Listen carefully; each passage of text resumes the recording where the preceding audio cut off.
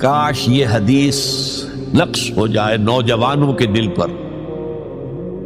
Carriers کی تلاش کرتے ہیں، MBA کر لیں، کمپیوٹر میں MS کر لیں، کیریئر بنے گا، تنخواہ اچھی ملے گی. وہ سارا کچھ اس دنیا کے لیے، عارضی دنیا کے لیے، عارضی زندگی کے لیے ہے اور کچھ بھی نہیں. حضور فرما رہے ہیں سب سے اونچا کیریئر یہ ہے قرآن پڑھو اور پڑھاؤ. اور یہ تو ہمارے ذمہ لگا کر گئے حضور.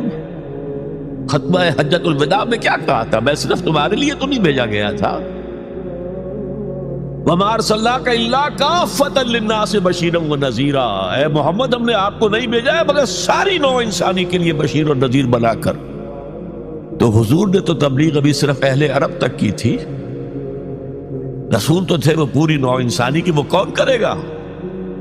ہم نے تمہیں امت بنایا، کس لیے بنایا؟ خیر امت بنایا.